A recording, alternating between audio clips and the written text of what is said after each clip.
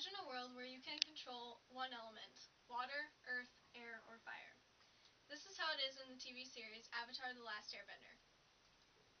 It's different from most cartoons on Nickelodeon. For one, it's all hand-drawn animation, and that's why I like and appreciate it. And it's got an Asian setting, so that's another reason why it's different. It's also different because it's a continuation from each episode. It's a continuation from the previous, and the plot is continuous over all 3 seasons. And it's serious, yet humorous. To show this balance, I'll describe a little bit from each of the seasons. In Season 1, we find that Aang is the Avatar, and he's actually 112 years old, but he looks like a 12-year-old boy because he was frozen in an iceberg the last 100 years.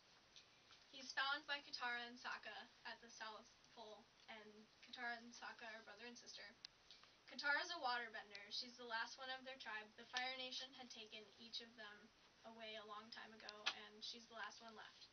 Sokka's not a bender, but he's sometimes a skilled warrior, but he kind of adds humor to the show because he's very sarcastic and not very smart sometimes, and that's one of the characters that balances the seriousness of the tone with the humor. The antagonist of the Season 1 is Zuko. He's from the Fire Nation. He's the Fire Lord's son. He's banished, and he's sent to chase the Avatar and hunt it down and capture it to help the Fire Nation win the war. Along with Zuko is his uncle Iroh. He's the older brother to the Fire Lord, and he's a very wise man that is very caring and loving towards Zuko, and he supports him no matter what. And Iroh adds a lot of humor to the show because he does a lot of things that Zuko doesn't like. It makes him angry. In Season 2, another character is introduced that is a lot of antagonist characters are introduced, actually.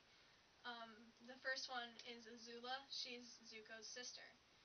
She's not only a firebender, but she knows a specific type of firebending called lightning bending, so she can, shoot lightning at you. And so now, not only in Season 2 does Aang have to worry about Zuko trying to catch him, but Azula, too.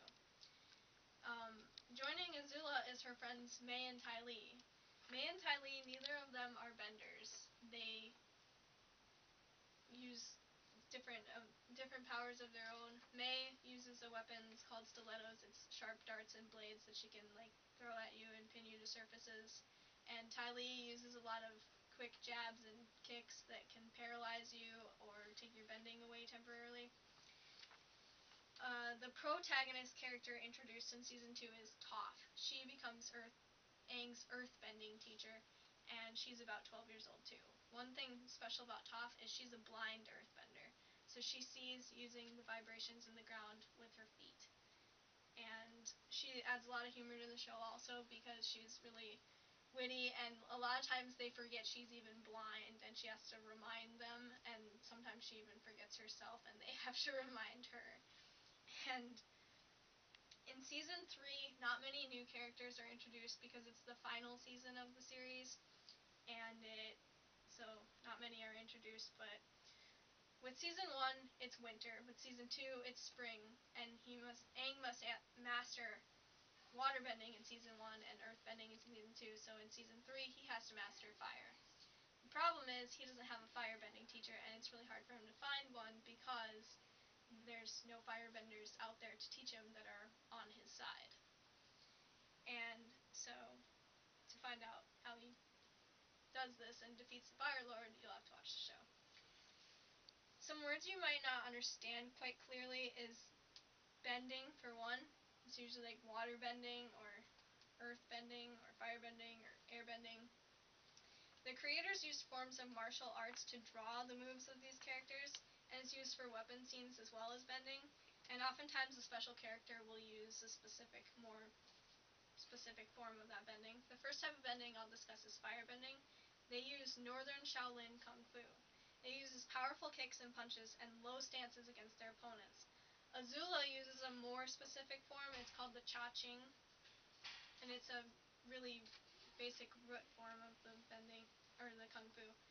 Earthbending uses Hung Gar Kung Fu. It's illustrated with low stances and close conservative movements.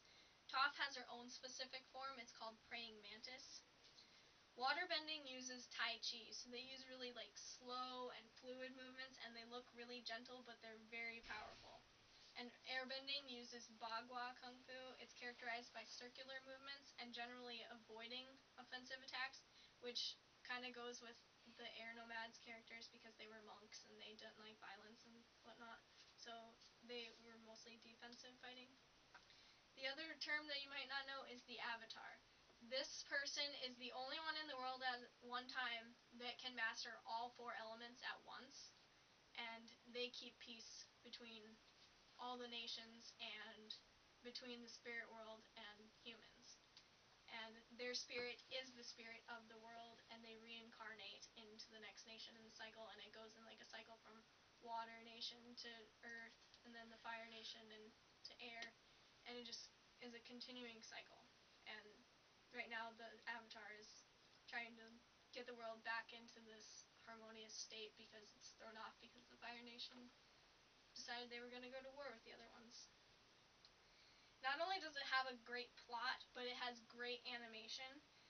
From the bonus disc in Book 1 Water, the creators of the show were both American but wanted a strong Asian influence, so they gave more freedom to the Korean overseas animators. And they did this for the background scenery and the timing with the battling scenes, because who would know more about their Asian culture than Asian animation team. Also from Book 1 Water, the bonus disc, they hired a martial arts expertise consultant, and he would ask them what they were thinking for a certain scene, and he would come up with something that already exists in the martial art, and he would teach it to them so they could help themselves draw it. So they'd actually learn these forms to help them draw the animation scenes that they wanted. From the bonus disc in Season 2, this shows how great the show has become. There is a live-action movie. It actually came out this summer called The Last Airbender by M. Night Shyamalan, and it's based off this TV series. From the bonus disc on Book 3, not only does the show attract boys, but it also attracts girls as well, because there are many strong female characters.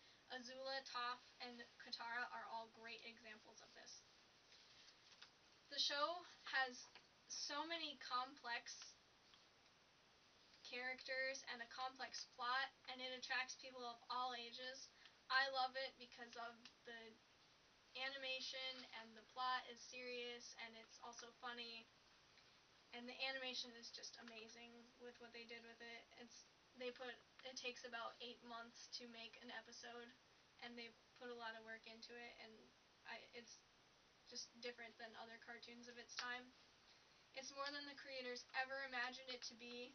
Like, they never thought it would become as big of a fan attraction that it has. And it's amazing, and I love it, and I just want to share it with everyone that I meet.